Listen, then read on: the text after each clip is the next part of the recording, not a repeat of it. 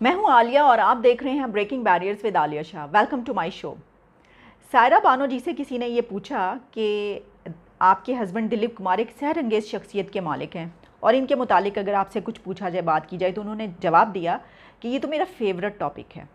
आप इस पे तो मैं घंटों बात कर सकती हूँ अगर आप मुझसे सवाल करेंगे।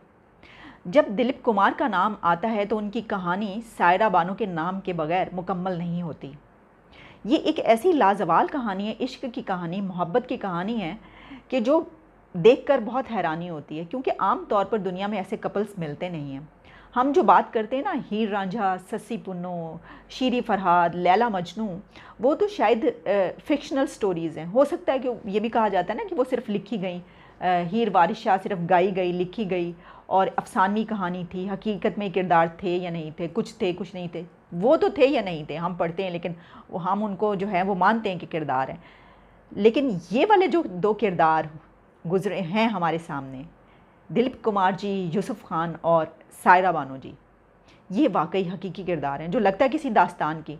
जितनी मोहब्बत और प्यार सायरा बानो ने दिलीप कुमार को दिया है, शायद कहानियों में ऐसा मिलता हो। आज मैं अपने इस वीडियो में इस जो हम बात कर रहे हैं इसमें कुछ थोड़ी सी मुख्तलिफ बातें करूँगी। एंगल्स उसके डिफरेंट, सिर्फ ये नहीं होगा कि दिलीप कुमार की ये फिल्में इतनी अच्छी, ये वाली है, ये है, इस तरह है, वो कितने अच्छे थे, बिल्कुल थे, लेकिन मेरा जो नुक्ता नज़र है कुछ मुख्तलिफ है। हो सकता है आपको अच्छा लगे या ना लगे, जो भी है, लेकिन मैं चाहूँगी कि आप ज़रूर सुने इसको। आज मैं आपको ये भी बताऊँगी कि दिलीप कुमार कितने एसेट्स छोड़ कर गए हैं, उनके एसेट्स की कितनी मालियत है। और जब मैं ये बताऊँगी तो मैं ये भी बताऊँगी कि मैं ये क्यों बता रही हूँ, इसकी सिग्निफिकेंस क्या है। पहले बात कर लेते हैं कि दिलीप कुमार जी का जो पेशावर का घर है, इससे पहले भी मैंने इस पर वीडियो बनाई थी।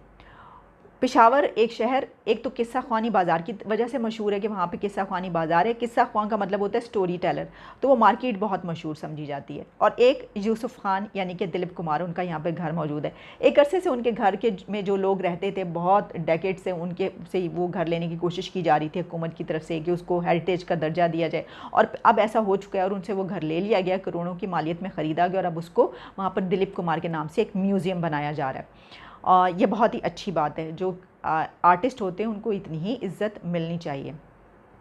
वहाँ के उस घर की कुछ कहानियाँ भी मशहूर हैं। जिस तरह वो दिलीप कुमार ने खुद अपने कुछ इंटरव्यूज़ में ये बताया कि जब वो छोटे से बच्चे थे तो उस घर के अंदर वो अपनी जो वालदा हैं उनकी दुपट्टे का पल्लू पकड़ के पीछे पीछे पीछे ये बच्चा हर जगह पर मुख्तलिफ़ कमरों में उनके पीछे पीछे फिरता था, उनका दुपट्टा पकड़ कर। और छोटे होते एक मरतबा वो सहन में खेल रहे थे दूसरे बच्चों के साथ, तो एक बाबा जी या एक दरवेश व जोगी वहाँ से गुजरे और उन्होंने वो रुक के उनको देखने लग पड़े उस बच्चे को। और काफ़ी देर देखने के बाद उन्होंने उनकी जो मदर थी उनको कहा कि ये बच्चा बड़ा होकर बहुत नाम पैदा करेगा, लेकिन अगर तुम चाहती हो कि ये तुम्हारे पास रहे और ये चला ना जाए तो फिर इसको काला टीका लगाया करो। इस तरह की बातें उन्होंने कुछ बताई थी। उसके बाद से उनकी मदर हमेशा बहुत केयर करती थी और टीका लगा कर रखती थी और ये सब कुछ होता था। इस तरह की बहुत सारी स्टोरीज़ जो हैं वो मिलती हैं। अच्छा, जो सायरा बानो और दिलीप कुमार की कहानी है वो सायरा बानो के 12 साल से शुरू होती है, जब वो 12 साल की थी।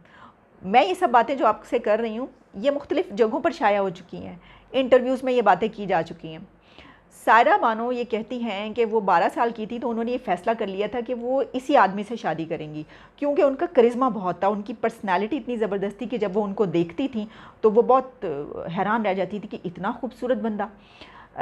क्योंकि सायरा बानो और उनके बहन भाई लंदन में पढ़ते थे उस वक्त। गए वो कहते थे हम लंदन में पढ़ते थे और वहाँ से हम 1 साल के बाद जब छुट्टियाँ होती थी तो हमारी जो वालदा थी वो पूरा यूरोप का चक्कर लगवा के तो उसके बाद इंडिया लेकर आती थी उनको, और इंडिया में वो अपनी छुट्टियाँ गुजारते थे गर्मियों की। तो तकरीबन वो कोई 13-14 साल की थी जब इसी तरीके से वो आए और यहाँ पर आकर उन्होंने कहा कि उनके साथ एक रॉयल फैमिली की खातून भी आई थी, तो उन्होंने ख्वाहिश जाहिर की कि वो फ़िल्म की शूटिंग देखना चाहती हैं।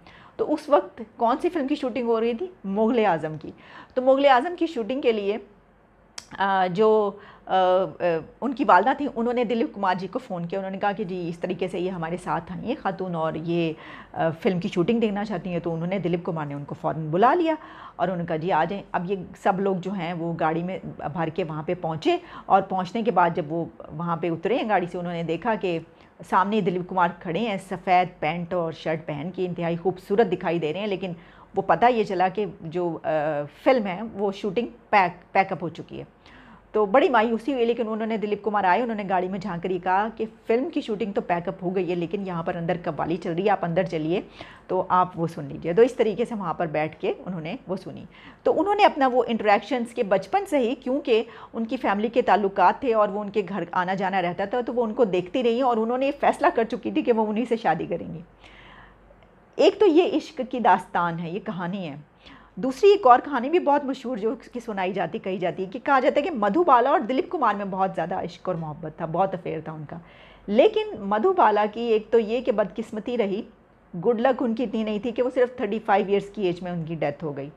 और दूसरा ये कि जो उनके वालिद थे, जो उनके फादर थे, वो ये नहीं चाहते थे कि उनकी शादी दिलीप कुमार से हो, और उन्होंने उनके रिश्ते को भी पसंद नहीं करते थे, लिहाजा उन्होंने उनके साथ तब हर किस्म का ताल्लुक जो है वो ख़त्म करा दिया था। उसके ऊपर बहुत रंजीदा करसा रहीं, बीमार भी रहीं, उनकी डेथ भी हो गई।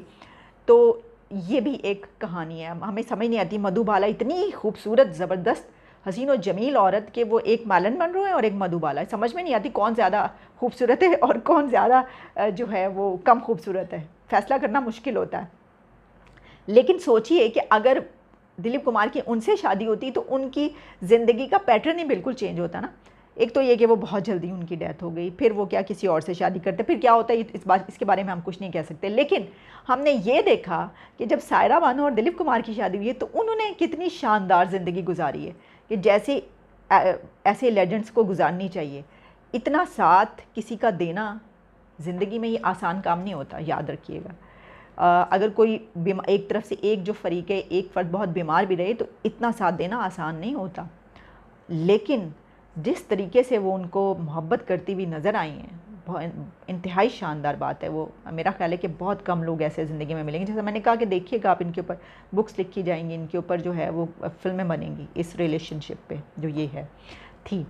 मैंने आपको कहा था कि मैं आपको बताऊँगी कि कितने एसेट्स जो हैं वो छोड़ के इस दुनिया से गए हैं। वो मैं इसलिए कह रही हूँ कि बताती हूँ कि मैं ये बात क्यों कर रही हूँ।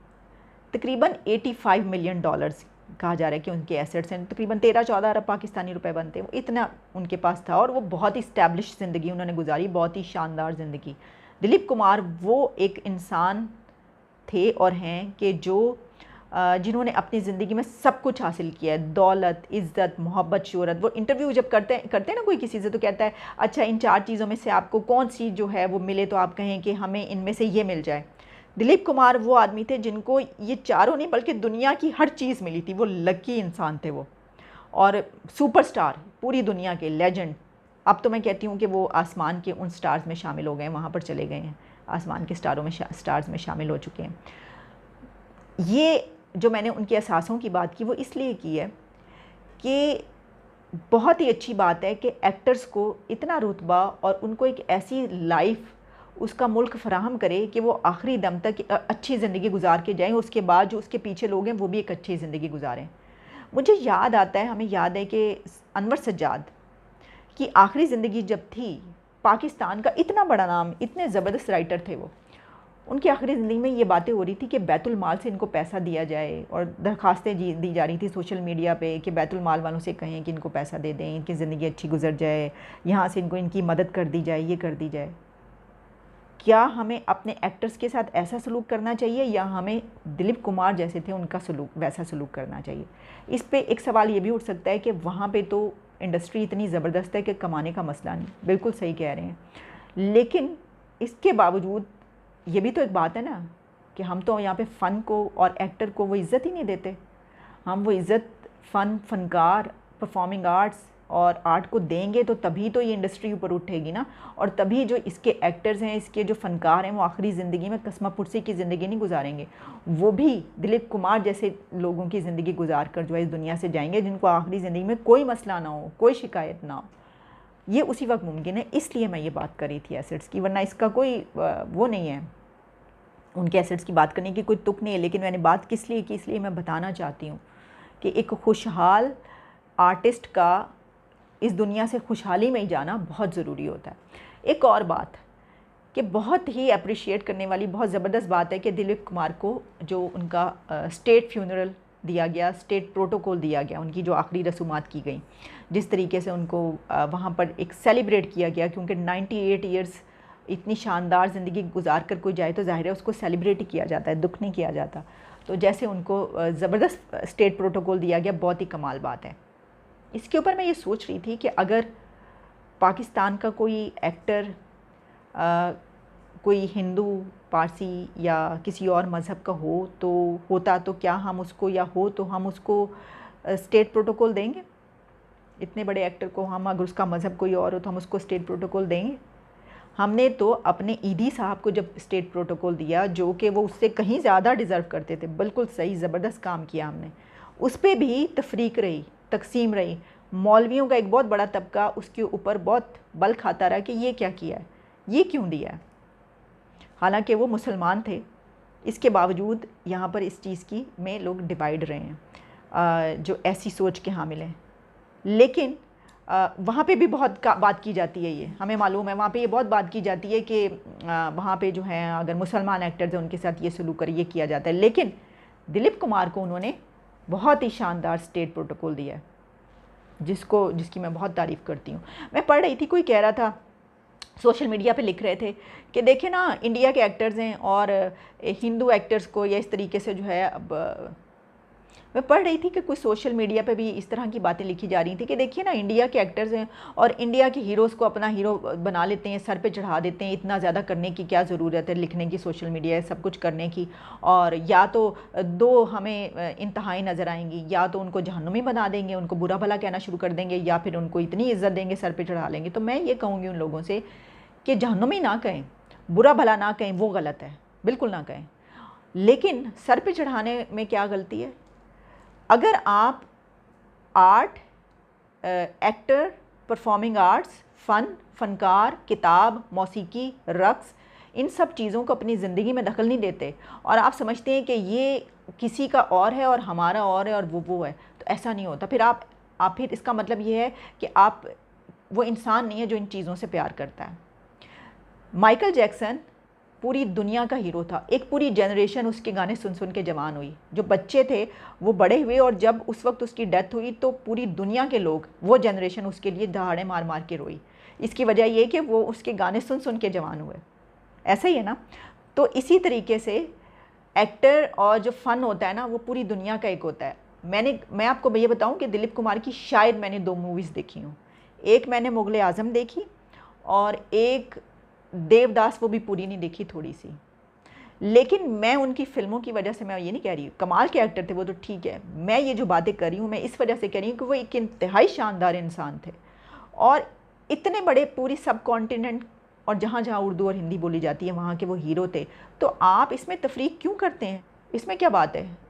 आर्टिस्ट जो हैं वो तो बियॉन्ड बॉर्डर्स होते हैं। आप ऐसा, कोई ऐसा सोचना चाहता है सोचे, इसका मतलब है कि वो ऐसी ज़हनियत का मालिक है।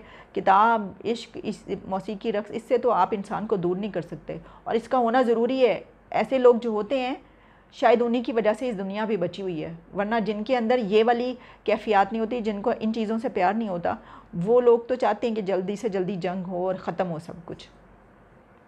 ये बातें हो गई सारी। अच्छा, अब मैं इस मौजू से हटकर आपको ये बातें हो गई सारी। अच्छा, अब मैं इस मौजू से हटकर आपको उसकी अपडेट दूंगी जो मैंने एक आपको बताई थी ख़बर, जिसके मुतालिक वो ख़बर ये थी कि वो जो एक लड़की और लड़के को इस्लामाबाद में मारा गया था, वो हुआ था, वो अब पूरे का सारे लोग पकड़े गए हैं, अरेस्ट हो चुके हैं।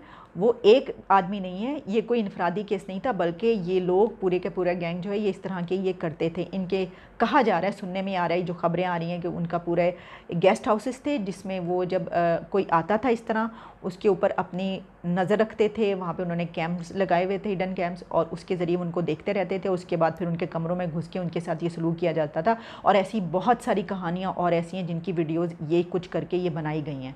बहुत ही इन्फ्लुएंशियल लोग हैं ये, और अब पकड़े तो गए हैं, लेकिन क्या इनको सज़ा होगी? क्या उतनी सज़ा होगी कि जो ये लोगों के साथ करते रहे हैं? तवील, एक काफ़ी लंबी इनको सज़ा होनी चाहिए।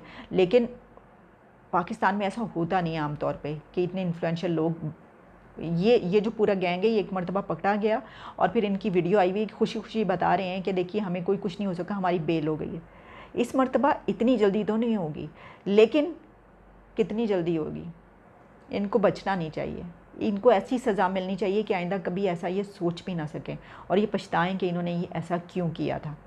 तो ये जो मैंने आपको बताना था कि मैंने आपको ख़बर ये दी थी कि उस वक्त तक बिल्कुल ताज़ा तरीन, बिल्कुल इब्तदाई तफसीलात थी कि जी ये बंदा है और इस तरह हुआ है, लेकिन अब पता चला है कि ये एक नहीं है, ये कई लोग मिलकर करते हैं और बहुत ये सारे जो दोस्त हैं, सारे आदमी जो हैं, ये बहुत इन्फ्लुएंशियल हैं।